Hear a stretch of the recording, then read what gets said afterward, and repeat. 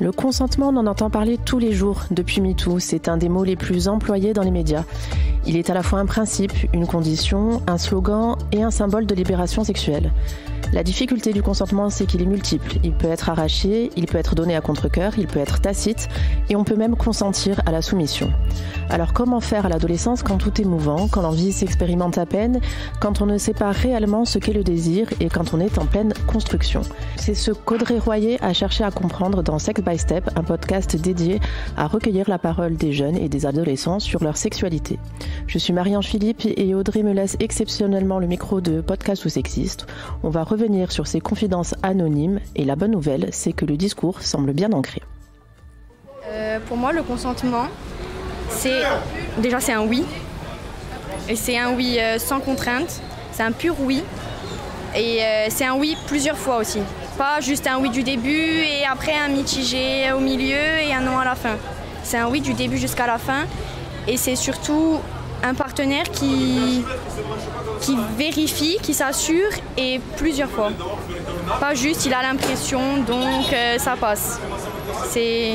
On demande plusieurs fois et on s'assure que ce soit sincère, que ce soit un oui sincère. C'est s'assurer que la personne en face elle est d'accord avec ce qui se passe à tout moment de ce qui se passe en temps réel. Genre lui demander même si c'est en cours. Avant, après. C'est aussi s'assurer de ne pas profiter de la personne, par exemple si elle a bu ou si elle a consommé quelque chose. Pour moi c'est ça. Mais qu'elle est en plein état de conscience. Voilà, c'est ça. Si elle était d'accord au début et qu'ensuite elle dit non, je le sens pas, il faut arrêter tout de suite parce que ça risque de mal tourner derrière, quoi. En tout cas, il y en aura un qui se fera pas plaisir, ça c'est sûr. C'est être d'accord sur un fait ou sur une acte qui peut se passer. Généralement, c'est quand la personne à qui tu parles, elle est d'accord pour recevoir des photos ou des vidéos. C'est par exemple une personne qui veut avoir un rapport sexuel. Si la personne... Oui, mais c'est un exemple. Bonjour Audrey, je vous remercie de me prêter le micro une nouvelle fois de Podcast ou Sexiste. Pour cette table ronde, on va parler du consentement et de la façon dont les adolescents s'en emparent d'un côté et l'oublient vite fait un petit peu de l'autre aussi. On le voit dans ces petits micro-trottoirs que vous avez menés pour Sex by Step. C'est un discours bien ancré qui s'effondre un petit peu quand on dépasse le cadre théorique. Et pour en parler, j'ai beaucoup de monde à côté de moi et du beau monde. Alors, Madame Marina George, qui est psychologue à la Maison des Adolescents de Bastia. C'est un lieu d'accueil, d'expression et d'écoute sur les différentes problématiques, pas seulement sexuelles. Madame Lucie Bauer, chef de brigade de Pietrozele et référente des violences et des affaires intrafamiliales. Monsieur Anthony Capaille, qui est enseignant et qui a eu aussi des expériences professionnelles dans le milieu du sport avec de jeunes ados. C'est ça. Et Léana Paniz, qui est juriste au CIDFF, c'est le Centre d'information sur le droit des femmes et des familles. C'est une structure qui informe sur l'accès au droit, qui offre aussi des orientations de soutien psychologique, qui donne des conseils, alors pas seulement pour les ados, mais pour tous les âges de la vie. Alors vous êtes ici aujourd'hui pour réagir à ces paroles d'ado qu'Audrey a recueillies pour le podcast Sex by Step, parce que le consentement est au cœur de l'éducation sexuelle, au cœur de l'éducation tout court. Et alors première question, est-ce que c'est une notion qui est débattue, parlée dans les cours d'école? Est-ce que c'est quelque chose de très formalisé, d'informel? Comment ça se passe quand on est enseignant, quand on est en contact avec un public scolaire? Est-ce qu'on arrive à briguer quelques paroles comme ça qui se diffusent? Alors en ce qui me concerne, je suis en secondaire au collège, donc on est vraiment aux prémices de la découverte de l'autre, du garçon, de la fille. Et avoir un contact avec l'autre, c'est presque déjà apprendre à se connaître. Ils veulent voir s'ils plaisent. Ils veulent voir s'ils ont une influence. Ils veulent voir si quelqu'un les regarde. Voilà, ça c'est la première étape. C'est ce qu'ils recherchent, le regard de l'autre. Avant même de savoir ce que l'autre veut, voir si eux, ils ont déjà une influence, sans savoir vraiment ce qu'ils veulent encore. Voilà. Et c'est justement ce qu'on remarque dans la petite interview que vous avez menée dans la rue. On entend beaucoup dire il faut s'assurer que l'autre veuille, sans savoir vraiment ce que je veux encore. Voilà. Et donc, au collège, en tout cas, pour les jeunes ados, c'est savoir est-ce que je vais plaire. mais sans pour autant encore savoir ce que veut l'autre. Marina, en tant que psychologue, vous retrouvez ce paradoxe en fait de savoir ce qu'on veut sans savoir vraiment ce qu'on veut. Oui, tout à fait. Effectivement, et puis c'est surtout l'identité sexuelle en fait. Ils ne savent pas vers qui se tourner, ils ne savent pas qu'est-ce qu'ils veulent réellement en fait. Est-ce que leur image de soi en fait est vraiment touchée? Et on a aussi l'idée de la sexualité ou de relations amoureuses comme quelque chose qui doit être assez spontané, voire un petit peu magique, etc. Et en fait, le consentement vient presque défaire cette vision qu'on a. Comment on articule ce discours-là quand on est psychologue et quand on reçoit des adolescents ? Eh bien, tout simplement en leur posant la question est-ce qu'ils sont en accord avec eux-mêmes, en fait, en accord avec leurs valeurs, avec leurs principes, est-ce qu'ils se sentent à l'aise, est-ce qu'ils sont dans la spontanéité, voilà, tout simplement. S'ils ressentent une gêne, c'est que peut-être que la relation ou l'acte ou le moment ne leur conviennent pas, en fait. Alors, j'ai commencé par des questions très empiriques parce que en fait, c'est pas qu'on a du mal à définir le consentement, c'est que le consentement est protéiforme. Et comme il est protéiforme, il échappe un peu aux définitions figées. Il est totalement reconnaissable, c'est-à-dire que c'est pas un nom, voilà. Mais en même temps, on a des difficultés à le figer, c'est-à-dire que ça peut être un contrat social, ça peut être du consentement médical. Philosophiquement, le consentement, il est pensé. Alors, il n'est pas figé, il est pensé en philosophie, on ne fige jamais les choses, mais il est pensé, on peut dire que c'est soit choisir, soit accepter, c'est aussi un dialogue avec soi-même. Bref, c'est une notion abyssale, très philosophique, que l'on se retrouve à traiter, par exemple, en cours d'éducation civique ou lors des entretiens psychologiques. Et comment on fait avec cette difficulté-là ? C'est-à-dire que c'est très abyssal et en même temps, on est obligé un peu de vider de sa substance quelque chose qui est monumental. Oui, tout à fait. C'est pour ça que la maison des adolescents sont sur la libre adhésion. Donc, c'est vraiment ce sont les adolescents qui justement disent ce qu'ils veulent, ce qu'ils ressentent. Et de là, on peut effectivement creuser, approfondir et pouvoir sensibiliser, informer grâce à notre équipe. Et on peut soulever des paradoxes, c'est-à-dire qu'en psychologie, le consentement, c'est pas pareil que le désir. Et que malheureusement, on peut désirer et ne pas consentir, on peut consentir et ne pas désirer. J'ai pas l'extrait là à vous passer, mais Audrey a interviewé une jeune fille qui dit oui, moi le consentement, oui, je donne beaucoup de conseils à mes copines, mais moi quand je suis amoureuse, je fais des trucs, j'en ai pas très envie, mais je le fais parce que je suis amoureuse, mais je choisis de ne pas consentir en étant consentante. C'est ça, c'est-à-dire qu'elle choisit de ne pas consentir. Et oui, c'est ce qu'on entend. Effectivement, c'est ce qu'on entend, mais dans ce cas-là, on pose la question spontanément, est-ce que c'était subi, voilà, est-ce que c'était un mauvais moment quand même ou pas finalement, Et finalement, est-ce que c'est pas aussi la construction du désir? Et oui, on teste les limites, on teste effectivement, les adolescents testent effectivement beaucoup de choses à ce niveau-là. On reçoit des adolescents de 11 à 21 ans. Donc effectivement, oui. Audrey, tu as ressenti ça pendant tes interviews, c'est-à-dire qu'il y a, au-delà de la notion du consentement, il y a aussi un peu un tâtonnement sur ce qu'est le désir et ce qu'est l'envie et ce qu'est la sexualité. Oui, je pense qu'il mélange déjà un peu tous ces termes. Et ce qui, je pense, est intéressant de préciser aussi, c'est lorsque j'ai posé la question qu'est-ce que le consentement, la plupart du temps on m'a dit je connais pas, jusqu'à ce que je dise comment tu t'assures que quelqu'un est d'accord de faire quelque chose. Et là on me répond et je dis à la fin c'est ça le consentement. Donc je ne l'ai pas mis comme ça dans l'épisode, c'était pas l'objectif de dire non, on connaît pas le consentement. Au final, tout le monde connaît le consentement. Ce n'est le consentement est trop souvent associé à une question de sexualité, alors qu'en fait, il est bien plus général. On sent tout le temps dans notre vie et sans nous apercevoir. Ouais. C'est ça. Donc, de dire comment tu t'assures que quelqu'un est d'accord, en fait, c'est dans n'importe quel cas. Ça peut même être en amitié. Donc, très souvent, je l'ai dit, parce que non, j'ai jamais fait...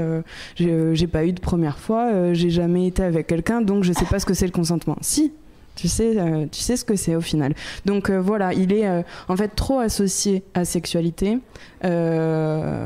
et ils n'ont pas l'impression de pouvoir savoir ce que c'est ou ce que ça comporte, alors que le consentement, c'est tout au long de sa vie, dans n'importe quel sujet. C'est tout au long de sa vie et c'est dans des sujets qui, en général, impliquent le corps. C'est-à-dire que je pense au consentement médical. On signe des décharges, on accepte que son corps soit ouvert selon une procédure spéciale. On consent même à l'imprévu, on consent même à l'imprévu d'une hémorragie. Effectivement, la sexualité, c'est pas la même chose. On n'est pas censé signer pour une catastrophe prévisible. On n'est pas censé établir un scénario à l'avance non plus. La difficulté, c'est que le sexe est fait que d'imprévus. Alors quand je dis imprévu, c'est pas de forcer, mais on ne sait pas, pour le dire très trivialement, à quelle heure on va faire un cunning, à quelle heure on va faire une fellation, ni comment le rapport sexuel va se dérouler. Et c'est là que le consentement est difficile à articuler, notamment juridiquement, c'est qu'en droit français, il existe un consentement tacite, c'est-à-dire qu'on peut le faire, on peut donner son accord sans le faire explicitement, Léana. Oui, alors le problème, effectivement, en droit, par rapport à la notion de consentement, c'est que c'est une notion qui est avant tout matérielle. On peut l'appréhender par son contenu, mais il est difficile d'en donner une définition. Alors, par exemple, si on demande à une personne, que ce soit un adolescent ou même un adulte, on va lui exposer une situation en lui disant, est-ce que là, à ton avis, est-ce que la personne a donné un consentement libre et éclairé ou pas ? La personne va être capable de dire, là, oui, elle a consenti ou non, elle n'a pas consenti. Après, lorsqu'on demande aux personnes de poser la définition du consentement, c'est quasiment impossible. Pourtant, tout le monde sait ce que c'est, tout le monde connaît le contenu, mais la définition, même les juristes ont du mal à en donner une. Et c'est d'ailleurs pour ça que la jurisprudence vient souvent compléter un petit peu l'aspect lacunaire relatif à la définition de consentement, surtout en matière sexuelle, afin de donner des exemples et de dire, oui, dans telle situation, pour tel cas, la personne avait donné son consentement. Pour tel cas, non. On est vraiment sur du cas par cas. On est vraiment sur... Il y a un fossé entre la théorie et vraiment la pratique, vraiment le cas par cas. Alors, sachant qu'en plus, ou plutôt l'absence de consentement est un élément constitutif de toutes les infractions sexuelles, en fait. Alors, on reviendra notamment sur la jurisprudence de la Cour européenne de Strasbourg a donné une jurisprudence sur un cas de BDSM qui consacre le consentement, alors qui est une jurisprudence d'une merveille absolue. L'histoire est sordide, mais la jurisprudence a fait date, on y reviendra tout à l'heure. Finalement, est-ce que penser le consentement, même juridiquement, c'est pas penser... on n'est pas obligé de le faire un petit peu en miroir. Est-ce qu'on n'est pas obligé de penser la notion d'agression pour penser le consentement ? Oui, on peut se poser la question de savoir. Alors, surtout dans les pays européens, où, en fait, contrairement à ce qui se passe outre-Atlantique, il y a toujours un petit peu la loi et la jurisprudence qui essayent d'encadrer certaines pratiques, même si les personnes sont consentantes. Mais ça, on l'observe pas forcément pour les relations sexuelles, mais c'est vrai que, par exemple, pour les pratiques sadomasochistes ou ce genre de choses, parfois, effectivement, surtout en droit français, on va peut-être émettre des réserves, même si les deux personnes sont pleinement consentantes, parce qu'il y a toujours cette notion de ce qu'on appelle un petit peu d'ordre public, de protection, en fait. Toujours cette protection des personnes, en fait, contre elles-mêmes, ou alors pour elles-mêmes, et un petit peu face au consentement qu'elles pourraient donner. dans d'autres civilisations, ce n'est pas le cas. À partir du moment où la personne a donné un accord libre et éclairé, c'est son problème en fait. Alors, cette difficulté justement de l'accord libre et éclairé, c'est que cet accord, il est d'abord avec soi-même, donc c'est une conversation intérieure. Comment retranscrire justement cette conversation intérieure, c'est très difficile. Il y a une vidéo qui est très bien faite que j'ai découvert avec Audrey sur l'articulation entre consentement et agression. Alors, je vais vous la résumer rapidement. C'est quelqu'un qui essaye de faire boire du thé de force à quelqu'un d'autre.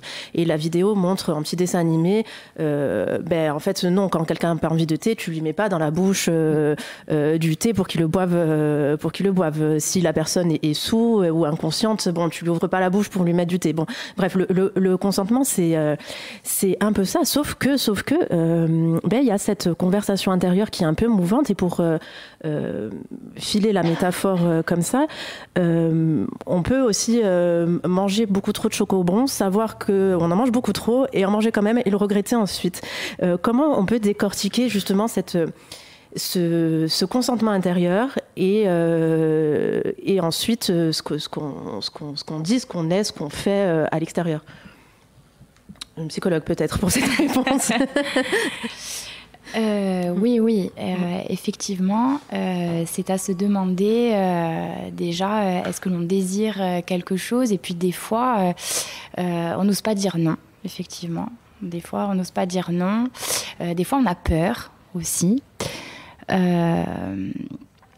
Donc, il s'agirait finalement d'interroger son corps, en fait, et de déterminer est-ce qu'on se sent à l'aise, est-ce qu'on est dans la spontanéité ou pas. Alors, il y a quand même je trouve, je ne sais pas si vous le voyez en tant qu'enseignant, enfin, moi je ne suis pas au contact de la jeune génération, donc je vous avoue que je vois ça d'un œil extérieur, mais j'ai l'impression qu'il y a une perception qui a quand même beaucoup évolué sur la notion de consentement, que même si on ne l'appréhende pas avec un vocabulaire très précis, ils ont quand même une conscience qui est un petit peu accrue, une modification du rapport à l'autre. Alors moi, je trouve, et ce n'est que mon avis, qu'il y a une banalisation de l'acte sexuel, du rapprochement sexuel, dès lors que ça reste théorique. D'accord. Voilà, donc on en parle beaucoup. Ça, c'est propre à toutes les générations qui se sont succédées, mais je trouve que c'est encore plus banalisé, parce que les enfants, par Internet, aujourd'hui, sont exposés à de nombreuses choses. Au niveau du langage, ça a beaucoup évolué. Mais derrière ces mots, derrière cette théorie, finalement, si on les confronte à une réalité, les choses changent. Et c'est là que devient problématique, notamment ce thème du consentement, parce qu'entre ce qu'on disait et ce que l'on va faire, on ne s'attend pas vraiment aux mêmes choses. Et c'est là que peuvent naître des problématiques. C'est-à-dire qu'ils sont conscients de ne pas avoir le même discours, ou c'est totalement inconscient? Ils s'imaginent une réalité qui est tout autre. Donc ils banalisent. Même parfois, ils évoquent le rapprochement, pas que de manière sentimentale, mais aussi d'un point de vue presque un peu plus animal. Mais dès lors qu'ils vont être dans une situation plus concrète,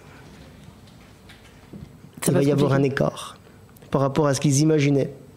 Et donc, l'un pensait qu'il voulait, l'autre pensait qu'il voulait aussi. Finalement, ni l'un ni l'autre ne sait exactement ce qu'il veut. Et là vont commencer les débats. Voilà. Vous retrouvez souvent ces situations à la maison des adolescents? Oui, tout à fait. Et ça crée, j'imagine que ça peut créer des traumatismes dans certaines situations. Oui.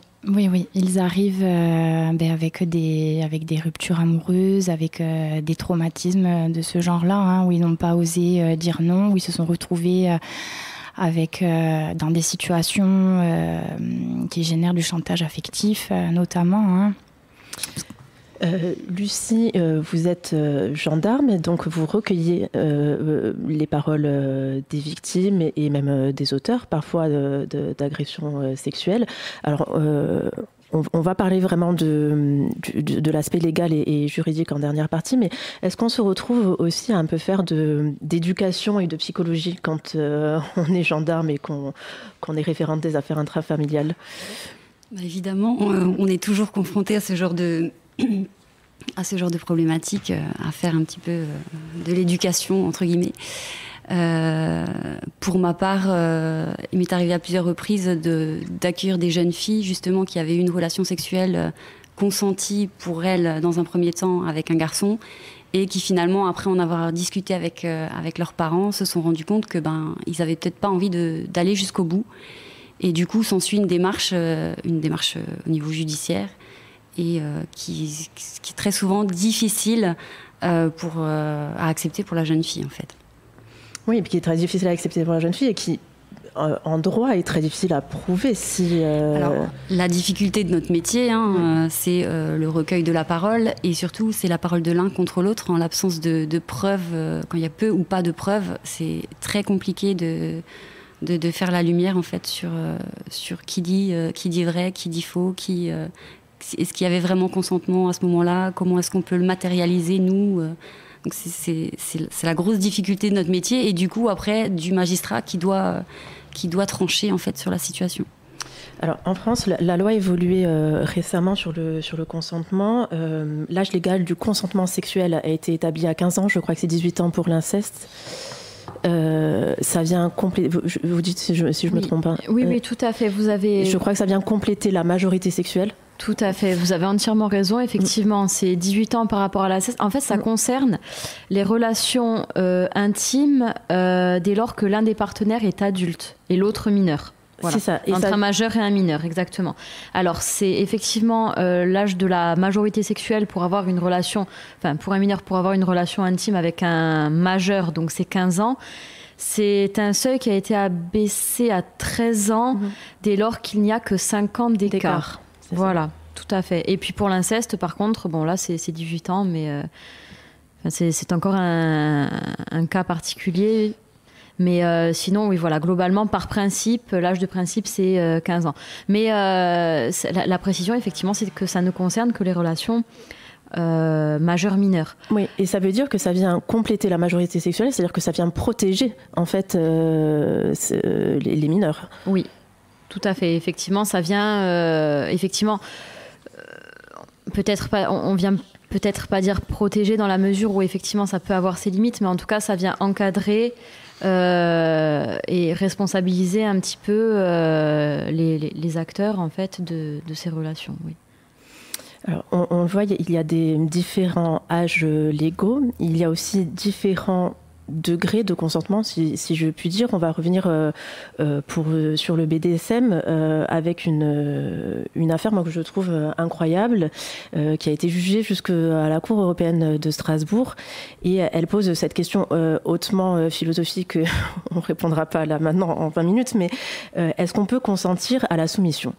C'est-à-dire qu'il y a trois personnes lors d'une saisie totalement qui n'avait rien à voir avec une affaire sexuelle. Des policiers ont trouvé des cassettes vidéo de personnes s'adonnant à des pratiques BDSM, dont un magistrat, je crois. Les vidéos étaient tellement violentes qu'une plainte a été déposée. Je crois que... surtout que la femme a dit à plusieurs fois tout le à mot. Fait, j'allais y venir. Ouais, tout à fait. Et en fait, et non, et stop. Et voilà, on voyait la femme dire stop, etc. Mais je crois que le mot le safe word de BDSM n'était pas très audible. Mais en tout cas, le nom était très audible. Les images étaient tellement d'une violence inouïe qu'une plainte a été déposée. Et je crois que ce sont les tribunaux belges qui se sont emparés de l'affaire. Et la question, c'était, est-ce qu'on vient juger la dignité de la personne, c'est-à-dire des actes de torture, clairement, hein, parce que c'est illisible tellement c'est violent, c'était vraiment des actes de torture, ou est-ce qu'on vient juger le consentement du personne ? La Cour européenne de Strasbourg a tranché, dit, vous faites absolument ce que vous voulez. La notion de dignité, on l'évacue parce que de toute façon, c'est beaucoup trop compliqué à définir. En gros, les actes de torture, vous en faites ce que vous voulez. Par contre, la personne a dit non. C'est-à-dire qu'il y a certains juristes qui ont dit mais comment on consacre un droit à la torture, etc. Mais en fait, c'est justement le consentement qui est mis sur le devant de la scène. Et ça, je crois que c'était en 2005. Oui, tout à fait, effectivement, dans cette décision, alors il y avait 2 articles de la Convention européenne de sauvegarde des droits de l'homme qui se confrontaient. Et alors il y avait l'article 3 sur la protection de la dignité humaine. et sur les actes de torture, de barbarie. Et le fameux article 8 donc, de la CESDH sur le respect de la vie privée. Donc effectivement, pour un petit peu mettre en avant cette notion de consentement, on s'est fondé sur cet article 8 relatif à la vie privée et familiale. Donc en gros, l'enjeu d'un point de vue juridique, c'était de faire se confronter en deux principes fondamentaux. Et effectivement, alors ce qui est assez surprenant de la part de la Cour européenne des droits de l'homme, enfin assez surprenant, enfin de notre point de vue à nous Français qui sommes quand même assez protecteur de la personne. Elle a eu une décision assez libérale en fait. Voilà, elle a eu une décision assez libérale que on aurait pu retrouver facilement outre-Atlantique, mais là c'est ce qui peut surprendre en fait. Elle a fait prévaloir la vie privée et le consentement sur l'interdiction des actes de torture et de barbarie dans la mesure où les personnes sont totalement consentantes. Alors là, effectivement aussi, il y avait le problème du safe word. Il est clair qu'à partir du moment où la personne dit stop, donc là, elle ne consente plus, donc il n'y a plus de question de... Enfin là, dans ces cas-là, effectivement, les actes de torture et de barbarie semblent, à mon sens, pleinement qualifiés. C'est ça. Donc, alors à la limite... C'est pas elle qui avait porté plainte? Non. Ça a vraiment été découvert. C'est comme si Lucie allait faire une perquisition et qu'elle découvrait chez un magistrat ou autre des vidéos. Et je crois que la plainte a été déposée comme ça, mais elle n'avait en aucun cas porté plainte. Et donc à ce moment-là, comment c'est possible d'accepter une plainte qui est déposée au titre d'une personne par quelqu'un d'autre? C'est déposé au titre de la loi, je crois. Oui, exactement. C'est quand, en fait, le parquet est informé. Alors, je ne sais pas exactement comment ça se passe en Belgique, mais je pense que les procédures doivent être à peu près similaires. Dès lors qu'il y a une infraction, l'information au parquet donc, se fait soit par le dépôt de plainte de la part d'une victime, donc du coup qui est partie, ou... ça peut être aussi par n'importe quel moyen, en fait. Disons que l'infraction peut être portée à la connaissance du ministère public par tout moyen. Là, pour le coup, effectivement, on était dans le cadre d'une découverte. C'est pas une des victimes parties qui a déposé plainte. Mais quoi qu'il en soit, le parquet en a été informé. Donc, du coup, à ce moment-là, il a pris la décision. Là, il peut prendre la décision ou de poursuivre, ou de classer sans suite, ou de proposer une troisième voie. Bon, ben là, en l'espèce, il a décidé de poursuivre. Alors, bon, le BDSM, c'est une question particulière, mais je voulais qu'on revienne dessus parce que vraiment, le consentement est au cœur de ces notions, même dans les actes les plus fous, on va dire, ça comme ça. Et on se rend compte que BDSM ou pas, tout est une question de rapport de pouvoir et de domination. Et Audrey, vous êtes allée interroger des jeunes sur leurs relations et les relations toxiques. Et on va voir que les rapports de domination sont bien ancrés. Trop de jalousie, trop de possessivité. Ouais. Ils donnent des ordres. Quand la personne donne des ordres. Genre t'habilles pas comme ça, va pas là-bas, fais pas ci, fais là-bas. Supprime cette personne. Ouais. Parle pas à telle personne. Contrôle sur la personne. Ouais. Tu fais ce que je te dis. Bah à mon avis, quand quelqu'un est toxique, c'est que il veut déjà que c'est quelqu'un de très mégalo un peu, je pense, quelqu'un de très égoïste et quelqu'un qui veut garder tout pour soi, quoi. Moi, ça m'était arrivé, j'étais avec quelqu'un et la personne voulait plus que je voie mes amis garçons puisque il était jaloux et du coup j'avais plus le droit de sortir avec eux et voilà. Du coup c'est un peu toxique. Oui, là c'est un comportement qui est toxique. Déjà j'en ai parlé avec la personne et je lui ai expliqué que c'était seulement mes amis et il m'a dit que l'amitié fille-garçon ça n'existait pas. Et du coup, je préfère arrêter parce que je préfère mes amis plutôt qu'une personne qui est toxique. Voilà. Une relation, j'étais avec un garçon et au début, moi je trouvais ça mignon. Mais après, j'ai trouvé que c'était un peu trop. Carrément, j'avais plus le droit de commenter sous le post Instagram d'un autre garçon. J'avais plus le droit de rien faire. Du coup, j'ai essayé d'en parler avec lui, mais il voulait pas. Du coup, je lui ai dit que c'était mieux qu'on arrête parce que moi, je peux pas. Donc, je lui ai demandé direct d'arrêter parce que j'ai essayé de lui expliquer calmement. Il a pas voulu comprendre. Du coup, je me suis séparée de lui. Alors, c'était lors d'un micro-trottoir sur les relations toxiques. Moi, c'est un micro-trottoir qui m'a un peu surpris parce qu'on voit bien que sur 3-4 témoignages, il y a 3-4 témoignages de formes de non-respect de consentement ou en tout cas de privation de liberté, de choses comme ça. On sent quelque chose, un sexisme un peu ancré et des relations de pouvoir qui s'installent chez les adolescents, Anthony. Alors ça sent le vécu lorsqu'ils parlent, oui. Malgré leur jeune âge, comme vous dites. Alors, de manière générale, les rapports humains se basent malheureusement souvent sur des rapports de dominé-dominant, d'autant plus chez les adolescents. Parce que dans les groupes, il y a les leaders et il y a les autres. Schéma qu'ils essaient malgré tout ou inconsciemment de reproduire parfois dans le jeune couple qui se crée. Et moi, ce que je dirais aux jeunes, de manière générale, c'est qu'ils doivent prendre conscience qu'ils ont un pouvoir. Un tyran n'existe que s'il le laisse exister. Donc se rendre compte très vite que l'autre prend le pas sur elle ou sur lui, et de s'affirmer. Il y a un jeune sociologue, un apprenti sociologue, c'est lui qui se qualifie comme ça, qui s'appelle Lisandre, que j'ai découvert récemment, qui est un garçon brillant, et qui a fait un article sur les relations de pouvoir dans la jeunesse ajaxienne. Je vous en lis un extrait parce que je trouve que c'est frappant. Alors, il relate un fait. Ce soir du 2 juillet 2018, des centaines de nouveaux bacheliers se retrouvent en boîte de nuit près d'Ajaccio pour célébrer la fin de leur scolarité. L'euphorie et l'alcool tendent à abattre les barrières entre groupes. Quelques jeunes populaires en place, des Ajacciens entre guillemets, comme ils sont nommés avec respect et envie, s'approchent des martyrs, des pères marginalisés et harcelés qu'ils n'avaient jusque-là considérés avec mépris et dégoût. Au milieu de la nuit, 3 de ces Ajacciens forcent une fille à sortir de l'établissement. Ils la traînent jusqu'à la plage, l'agressent dans l'indifférence complice générale. Une information judiciaire est ouverte, des dizaines de témoins présents à la soirée sont contactés, tandis que les accusés paradent en ville en se vantant de leurs crimes. Leurs nombreux amis et amies se succèdent au commissariat de police pour témoigner du caractère provocateur de la victime, de sa mauvaise réputation. Ils font état de la probité morale de leur irréprochable compère. Mais le plus surprenant tient sans doute à ce que ces martyrs présents à la soirée, eux si longtemps humiliés par ces, entre guillemets, toujours 3 Ajacciens et leurs semblables, n'apportent guère de crédit au dire de la victime et couvrent les agresseurs. Comment ne pas être interpellé par la soumission de toute cette classe d'âge avec quelques individus particulièrement craints, admirés et jalousés ? On a l'impression de retourner au collège quand on dit ça. Alors c'est effrayant parce qu'on a 2 rapports de domination qui se mettent l'un sur l'autre, c'est-à-dire la domination d'une catégorie sociale sur une autre et la domination des garçons sur les filles. Allez-y, je vous laisse la parole. Mais c'est ce qu'on disait justement sur ce rapport qui s'installe très vite dans les groupes, le leader et les autres. Mais quand j'entends ces jeunes filles dire il est trop possessif, il m'étouffe, il m'éloigne, il faudrait très vite prendre une décision et non pas attendre. Est-ce que c'est facile ? Non, mais justement les responsables, les adultes, l'éducation fait qu'on doit leur faire très vite comprendre qu'ils ont un pouvoir de freiner très vite ce genre de comportement au-delà de leur jeune couple, dans tous les rapports sociaux qu'ils vont connaître, parce que c'est quand même une inclination malheureusement.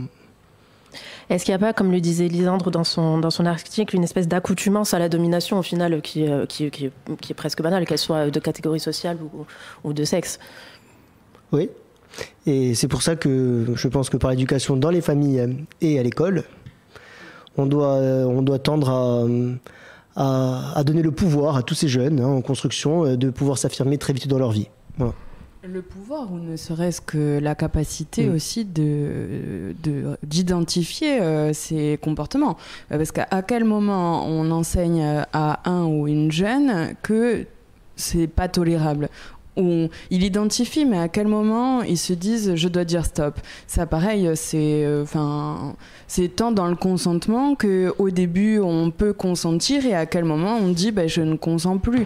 Ça aussi, dire que tu peux consentir au début et au bout d'un moment ne plus consentir, ou ça mêle plusieurs notions là. Et ça mène aussi alors je vous dis la fin de l'histoire, c'est-à-dire qu'elle a porté plainte. Il y a eu un non-lieu. J'imagine que quand on fait partie d'une gendarmerie ou c'est monnaie courante que ces plaintes-là n'arrivent pas au bout. J'imagine que c'est aussi parfois un crève-cœur. Comment on suit ces personnes-là ensuite, que ce soit des suites juridiques, Lucie, ou des suites psychologiques, Marina ? Déjà, on essaye d'écouter dans un premier temps donc la personne, savoir comment elle a vécu, comment elle s'est sentie, puisqu'il y a aussi l'état de sidération qu'il faut pas oublier. où justement on pourrait entendre oui mais elle s'est laissée faire ou il a laissé faire, etc. Et en fait c'est tout simplement c'est un mécanisme de défense du corps en fait, hein. Donc ça c'est extrêmement important de pouvoir l'éclairer à la personne dans un premier temps, et ensuite on travaille tout simplement les symptômes, les séquelles. Voilà, parce qu'il y aura forcément au fil des jours des symptômes anxieux, des symptômes à tendance dépressive également, où justement le corps va parler, que ce soit de l'insomnie, que ce soit des réactions excessives. Voilà.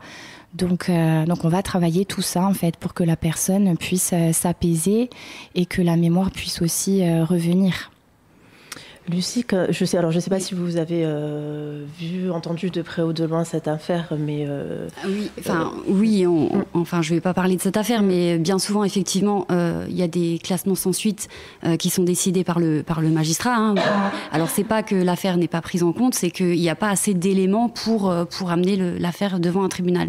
Donc ce que nous on dit à la personne, à la victime du coup, c'est que attention, c'est pas que le parquet n'a pas pris en compte votre affaire et qu'elle a estimé qu'il ne s'est rien passé, c'est juste qu'on n'a pas assez d'éléments, pas assez de preuves matérielles pour amener le dossier devant un tribunal. Donc le classement sans suite est une réponse pénale quelque part. Donc voilà. Et après, effectivement, notre travail, c'est donc on lâche pas les victimes comme ça, hein, dans la nature. On les oriente justement vers une association d'aide aux victimes ou vers un psychologue ou vers un travailleur social. Voilà. Il y a une prise en charge aussi de plus en plus des auteurs de violences. Je crois qu'il y a une permanence à Corté, une au Cannes aussi. C'est tout aussi important, j'imagine, de suivre les auteurs. Alors pas de la même manière, évidemment, mais... Oui, alors évidemment, effectivement, il y a cette prise en charge qui a été récemment mise en place sur la Corse. Donc c'est très intéressant pour nous aussi de pouvoir orienter les auteurs qui sont souvent en demande, hein, et en manque de structures d'accueil. Et quand ils sont en demande, c'est idéal pour tout le monde, du coup, pour les orienter vers ce genre de structure. Alors ces faits divers-là, ça peut paraître anecdotique, mais c'est le prolongement d'un fait social qu'on considère encore que... alors les chiffres sont hallucinants, c'est les chiffres du Haut Conseil à l'égalité, je crois que c'est une étude qui date de 2021. En fait, on se rend compte qu'il y a une aspiration égalitaire un peu partout dans le domaine du travail, etc., mais que la sexualité résiste un petit peu chez les jeunes. Par exemple, un jeune sur 4 considère qu'une fille prend du plaisir à être forcée. Un jeune sur 4, c'est énorme. 18-24 ans. Alors, quand même, la sexualité connaît des bouleversements. Ça, on peut quand même le constater, mais il y a toujours cette représentation rigide de, pardonnez-moi l'expression, de la salope contre le don Juan. Il y a quand même encore des rôles beaucoup ancrés. Et comment on travaille ce rôle de déconstruction ? Alors, comment on travaille ces rôles Parce qu'en plus, ce sont des rôles qui sont impossibles à... Comment dire, il se crée des identités qui sont quasiment impossibles à tenir, et donc forcément au bout d'un moment ils vont en déborder, quoi. Oui, et puis surtout que la sexualité est banalisée en fait, hein. On a beaucoup entendu malheureusement chez nos jeunes qu'il y avait des règles en fait, hein. Donc il fallait à tel âge avoir fait tel acte. Et qu'effectivement il y a aussi des stéréotypes, hein, ce qui fait que si c'est une personne plutôt féminine qui va avoir 10 rapports par exemple, elle sera cataloguée d'une certaine manière. Chez le garçon ça va être autre chose. Voilà, ça c'est ce qu'on retrouve, et malheureusement c'est ça qu'il va falloir travailler, parce que ça perturbe énormément leur psychisme en fait, hein. Ce fait vous dites à tel âge il faut avoir fait telle chose, etc., ce fait de le faire aussi froidement limite, oui. Est-ce que c'est pas un jeu, une façon de aussi se protéger d'un truc qu'on maîtrise pas, enfin de rationaliser des choses qui nous bouleversent un petit peu? De la mauvaise manière, certes, hein, mais... Ah oui, c'est se mettre en danger, c'est vraiment de faire comme les autres, en fait, hein, alors que finalement, il n'y a pas de règles, il n'y a pas d'âge pour avoir un premier rapport, pour faire des fellations, etc. Hein, donc, et là, c'est ce qu'on entend de plus en plus, malheureusement, que les jeunes s'imposent vraiment des règles. Ça crée des problèmes, finalement. Oui, ça crée des traumatismes. Dans ces espèces de jeux-là, de défis, alors le consentement se niche même dans nos téléphones. Il y a le problème du cyberharcèlement sexuel et du revenge porn. Alors le revenge porn, c'est en gros rendre public de n'importe quelle manière, soit sur YouTube, soit en montrant à d'autres personnes un contenu qui était destiné à être intime, souvent des photos ou des vidéos. Alors le revenge porn, ça a été beaucoup médiatisé par des affaires comme l'affaire Kardashian, l'affaire Griveaux, etc. Bon, on le regardait à l'époque d'un œil un peu amusé. C'est devenu une pratique très courante. Et ça montre et le terme aussi n'est pas très exact parce que revenge, donc revanche, on a l'impression que la victime est à l'origine de quelque chose, et porn, on a l'impression que c'est quelque chose d'obscène, alors que parfois ce sont juste des images de nus, etc. Est-ce qu'on voit de plus en plus des affaires de cyberharcèlement comme ça au CIDFF, par exemple ? Oui, alors effectivement, moi j'ai été surprise. Sachant que j'ai pris mon poste au CIDFF en février 2022, donc ça fait même pas un an, j'ai été surprise du nombre de personnes qui relatent ce genre de faits. C'est-à-dire qu'à chaque fois que j'ai une femme victime de violence, alors j'ai droit à l'énumération des violences physiques, parce que souvent ça rate pas, hein. Après, elle me relate aussi les menaces, les insultes. Et on en vient aussi à « Ah oui, j'ai oublié, mon compagnon ou ex-compagnon a diffusé des photos de moi sur Internet, a envoyé des vidéos de nos ébats à ses amis. » Et ça, alors en moyenne, je dois l'entendre peut-être 1 ou 2 fois par mois. Alors, sur une année, ça fait à peu près un total de 24 fois. Je peux vous donner les chiffres du lycée, si vous voulez. Une lycéenne sur 4 se déclarait victime de harcèlement ou d'humiliation en ligne en 2020, concernant son apparence ou son comportement sexuel ou amoureux. Donc, une lycéenne sur 4, ça fait 7 filles par classe. C'est énorme. C'est énorme. Et c'est un petit peu pareil, ce que l'on retrouve au CIDFF. Moi, je trouve que peut-être 25-30 femmes sur une année qui relatent des faits de cyberharcèlement, c'est catastrophique.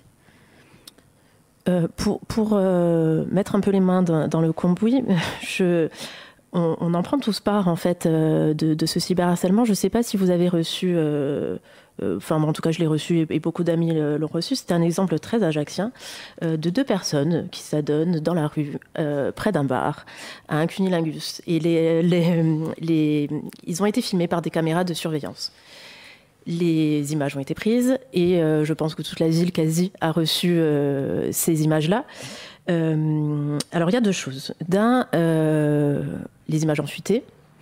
De 2, c'était accompagné de « Ah, vous avez vu la fille qui s'est fait faire machin, c'est jamais dans l'autre sens ».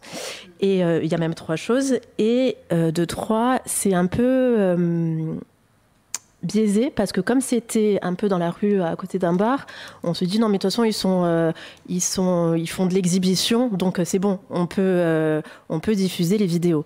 Non, on est clairement dans du cyberharcèlement sexuel et ce qu'on appelle du revenge porn. Oui, puisque après, je sais pas quel âge avaient les personnes, enfin après peu importe, mais il n'est absolument pas certain que ces personnes souhaitaient s'exhiber. Peut-être n'avaient-elles pas un lieu approprié pour faire leurs petites affaires et peut-être ont-elles trouvé ce lieu sécurisant. Et effectivement, ce qui se passe derrière le fait de diffuser ces images, c'est... Oui, on rentre totalement dans la qualification de l'infraction, tout à fait. Lucie, à la gendarmerie, vous avez une procédure spéciale pour ce genre, pour le cyberharcèlement sexuel, pour tout ce qui est en ligne? Enfin, une procédure ou une manière de l'appréhender, ou des gens formés spécifiquement à ça? Alors, pas forcément. On a des gens formés spécialement à la prise en compte des victimes de violences intrafamiliales. Mais j'ai envie de vous dire que tout ce qui va être sensible, on va les traiter de la même manière, hein, que ce soit des violences sexuelles ou du cyberharcèlement. Ça va être pris en compte de la même manière. On va isoler la personne et on va la mettre en confiance et l'amener à ce qu'elle révèle ce qu'elle a vécu. Parce qu'après, au-delà de la plainte, il y a aussi la volonté que les images s'effacent. Alors même si les plateformes maintenant font de plus en plus d'efforts, YouTube, etc. Bon, c'est un peu plus maîtrisé maintenant. Une fois que c'est envoyé sur des téléphones perso individuels, bon, c'est mort en fait. Et maintenant, il y a ce qu'on appelle les comptes ficha. Je crois que les gendarmes en tout cas, il y a des unités sur le continent qui sont vraiment traitées à ça. C'est soit sur WhatsApp, soit sur Telegram, enfin sur des réseaux comme ça, où des gens balancent des photos. Alors c'est 98% des photos ou des vidéos de femmes prises à la volée et parfois contre de l'argent. Et je crois qu'il y a une unité sur le continent qui s'est vraiment spécialisée dans l'enquête de ces comptes-là. Ouais, donc on se met un petit peu à la page, que ce soit la police ou la gendarmerie. On a créé des unités spécialisées pour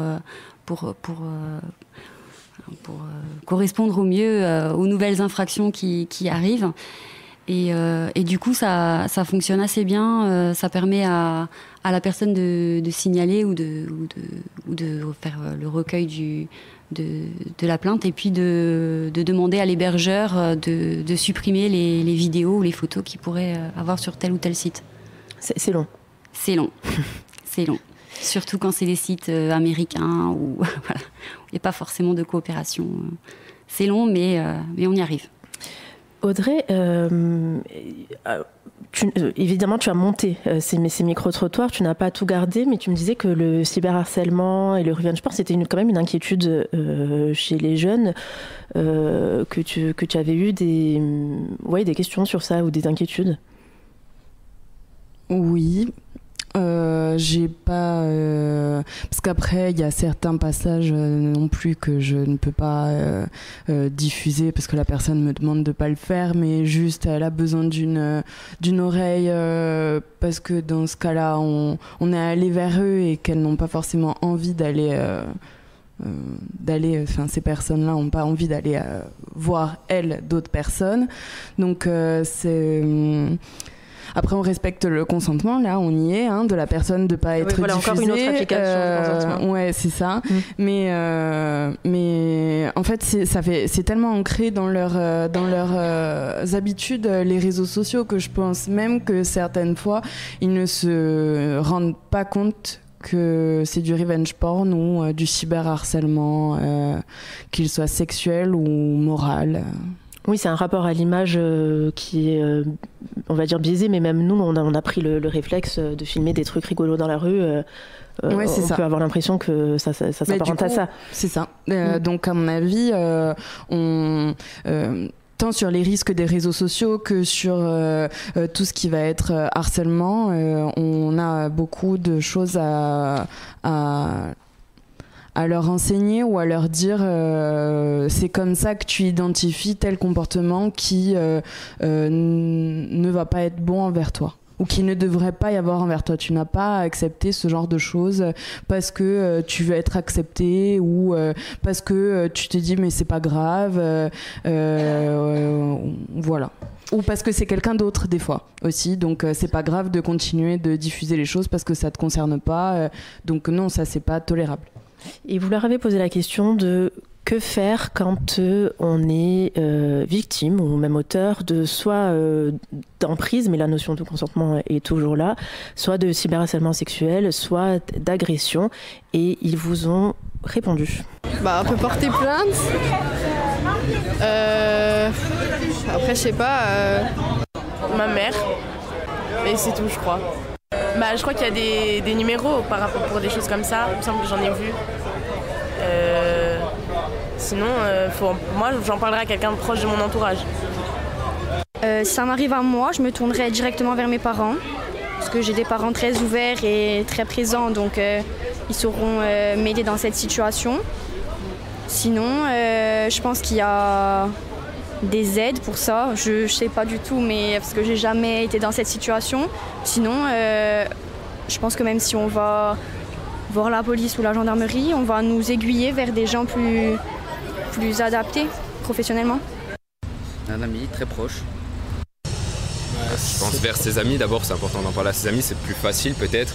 Après forcément, faut aller en parler, peut-être, voilà, famille, selon la gravité proche. de ce qui s'est passé derrière. Hein, ça, oui, bien sûr, voilà. La réponse. Il faut pas avoir peur. Gendarmerie et pas avoir peur aussi de la justice et de dénoncer des actes qui n'étaient pas consentis, quoi. C'est important, c'est vrai, c'est important. En parler. Non, mais ça, on dirait tu réponds à une question sur le harcèlement sexuel, des trucs comme ça. T'en parles avec la personne. Non, mais en parler, c'est tout le temps en parler. Du jour au lendemain, t'es fou amoureux de la personne, t'arrêtes de lui parler. Alors, si c'est vraiment toxique. En parler à qui? En parler à qui? Avec la personne. Oui, mais le concept d'une personne toxique, c'est qu'elle va réfuter tout ce que tu vas lui dire. Elle va te dire pas du tout, nanani, nanana. Elle va. Et bah, si tu vois qu'il reconnaît pas, tu commences à. C'est dur, mais il faut arrêter. Mais quand t'es amoureux ou quand c'est un. Oui, mais quand t'es amoureux, t'es dans un cas complexe. C'est dur, mais il faut arrêter. Il faut en parler à qui? À lui ou à d'autres personnes? À tout le monde. Ok, pour faire quoi? Pour faire quoi? Pour te plaindre, mais lui il va rien changer du tout avec toi. Et ça va t'apporter quoi d'en parler aux gens? Et alors t'arrêtes de le fréquenter. Non, mais c'est pas si facile que ça. Donc tu mets court à une relation avec une personne que t'aimes. Et tu veux faire quoi toi alors? Bah je suis en train de réfléchir, mais bon c'est très compliqué de sortir une solution comme ça à ça. Non mais il n'y a pas de solution radicale, déjà ça dépend de la situation. Et ensuite, même si ça te déplaît, la base des bases c'est d'en parler. C'est comme ça qu'on résout un conflit diplomatiquement. Ou alors tu te bats.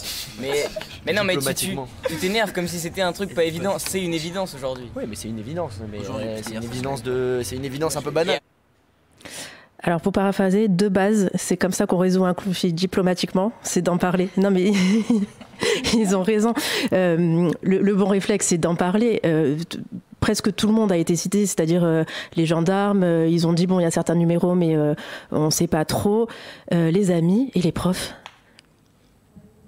Ah, j'ai pas entendu ça. J'ai entendu les proches. Ah ben mais non, mais les profs sont absents. C'est justement ma question. Oui. Et ils sont pas identifiés comme des personnes à qui on peut parler de soucis, alors un prof c'est là pour enseigner, mais c'est bien sûr aussi, je pense, une oreille quand on est dans un lycée scolaire, enfin dans un lycée ou dans un collège.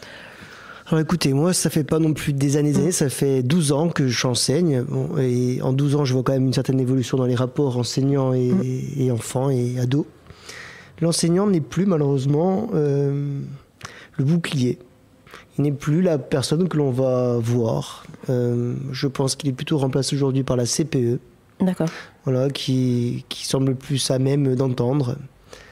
Mais l'enseignant, s'il est en phase avec ce qu'il fait, peut quand même avoir des oreilles baladeuses et se rendre compte quand même de situations problématiques. C'est l'enseignant qui va plutôt devant souvent, des situations que l'inverse. Oui. Mais l'élève, je le sens un peu réticent à se confier. D'accord. Mais alors bon, heureusement qu'il y a les maisons des adolescents qui couvrent plein de problématiques assez bien. Alors on y trouve des conseils juridiques évidemment, de l'accompagnement psychologique et de l'orientation même. Enfin, vous pouvez faire aussi des signalements. Oui, tout à fait. C'est pas quand vous êtes psychologue, vous avez le secret professionnel, mais dans certaines situations, vous êtes autorisé à faire un signalement. Oui, bien sûr. Hein, si la situation, elle paraît dangereuse pour l'adolescent, bien sûr, hein, c'est aussi sur la libre adhésion. Donc l'enfant peut venir, enfin l'adolescent peut venir sans que les parents soient au courant. Mais si effectivement il y a danger, là on va être contraint effectivement de contacter les parents et de faire un signalement si besoin en fait. Hein. Léana, quel est le parcours de prise en charge au CIDFF quand on est victime, quand on a une situation compliquée, soit la notion de consentement, soit d'agression, soit de cyberharcèlement sexuel, et je rappelle que ça n'est pas que pour les adolescents. Alors ça dépend à quel stade de la procédure on va intervenir. L'idéal, c'est lorsque la victime vient nous voir avant d'avoir entamé toute démarche judiciaire ou extrajudiciaire d'ailleurs, parce que c'est dans ces situations-là qu'on a le plus de marge de manœuvre. En général, on en a très peu dès lors qu'on est au stade de l'exécution d'une décision ou ce genre de choses. Alors, lorsqu'une personne arrive, qu'elle dit avoir été victime d'une infraction sexuelle quelconque, la plupart du temps, alors on va essayer de faire un point sur sa situation. Alors souvent, lorsque c'est une femme victime de violences sexistes et sexuelles qui peut vivre encore avec son auteur parce qu'elle ne sait pas où aller, alors au CIDFF, on n'est pas spécialement axé sur le droit pénal, ça c'est plutôt du ressort de l'association Corse Avem.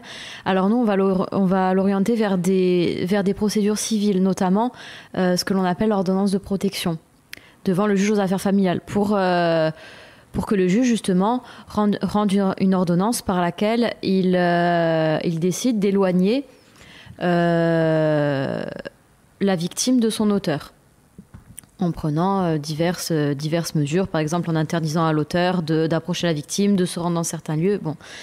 Après, lorsqu'on a des situations vraiment avec des infractions sexuelles, et notamment sur les enfants, ça m'est arrivé il n'y a pas très longtemps. Par exemple, la femme est violée par son mari, parce que, je le rappelle, le viol entre époux est une infraction. Et que parfois il y a les enfants aussi qui sont soit co-victimes, soit j'ai même eu des cas où les enfants étaient également violés par l'époux. Enfin voilà, c'était pour tout le monde dans le foyer, au sein du foyer. Bon là dans ces cas-là on n'hésite pas, effectivement, on fait un signalement au procureur et un signalement à la CRIP. La CRIP qui est la cellule de recueil des informations préoccupantes, qui est rattachée du coup ici à la collectivité, donc à l'aide sociale à l'enfance. D'accord. Voilà, on n'hésite pas à faire ça, donc je crois que c'est une pratique courante chez beaucoup de professionnels, chez les psychologues, voilà. Mais nous, on n'hésite pas à faire des signalements, effectivement, surtout lorsqu'il y a des enfants. Mais alors, lorsqu'il y a des enfants, c'est CRIP plus procureur.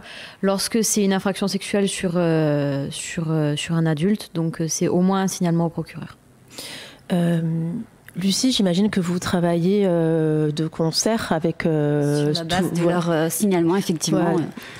Dès lors qu'il y a un signalement auprès de la CRIP et qui peut revêtir d'une qualification pénale, nous, on est saisis par le procureur de la République directement, qui nous demande de travailler sur le dossier et de procéder à une enquête, tout simplement. Et en tant que référente aux affaires intrafamiliales, vous êtes formée à recueillir cette parole-là de manière spécifique? Oui, alors en fait, c'est une casquette, encore une fois, différente que j'ai. Donc, je suis spécialisée effectivement au recueil de la parole des mineurs victimes. Donc oui, s'il y a une situation, un enfant qui doit être auditionné, on est quelques-uns à être formés sur la Corse pour le recueil de la parole du mineur. Sur toute la Corse? On est quelques-uns, ouais, sur toute la Corse. Pas beaucoup, mais il y en a. C'est très bien. Et c'est pas toujours évident de franchir le pas quand on est adolescent vers une procédure quelle qu'elle soit, alors que ce soit que des conseils juridiques, psychologiques, ou même ou si on va directement dans du pénal, parce que ça veut dire s'exposer au regard des autres, s'exposer au regard de ses parents. La MDA, donc la Maison des adolescents, propose aussi un accompagnement parental. Oui, exactement. On agit sur 3 axes. Donc c'est l'accompagnement des adolescents de 11 à 21 ans, sur l'aide à la parentalité, puisque nous avons également une éducatrice spécialisée dans notre équipe. Et on travaille aussi avec les partenaires pour justement sensibiliser un petit peu au droit, l'image de soi, le consentement également. Donc là, il y a différents projets qui ont été mis en place, notamment le binôme psychologue, sage-femme, pour justement parler de la question de la sexualité, de l'image de soi, du consentement. Donc ça sera un projet à venir sur des interventions dans les écoles. D'accord. Et quand vous accompagnez à cette parentalité, comme vous dites, c'est pour accompagner des parents qui n'acceptent pas que leur enfant soit victime auteur, ou qui sont débordés, vous accompagnez à quoi concrètement? Alors c'est vrai que sur cette problématique-là, on n'est pas trop confronté quand même, puisqu'on est sur des problématiques plutôt sur des phobies scolaires, sur des ruptures amoureuses, sur l'identité sexuelle. C'est pas la majorité vraiment, c'est très, voilà, on en a très peu. On en a eu quelques-uns effectivement, mais c'est pas la majorité. Donc effectivement, plutôt l'aide à la parentalité, ça va être sur des conflits entre les parents et les adolescents, où justement ils ont du mal à communiquer, ils ne se comprennent plus, et là on essaye de voir un petit peu qu'est-ce qui motive ces attitudes en fait de l'un ou de l'autre. Voilà. Eh bien, merci à toutes et tous. En parler, c'est le plus important, et on voit que le réseau est bien organisé, aussi bien pour les adultes que pour les parents, et surtout pour les adolescents. Merci Audrey de m'avoir confié ces 2 épisodes, ce fut un plaisir. En attendant, vous pouvez suivre l'évolution de Sex by Step et Podcast ou Sexiste sur Instagram. Merci.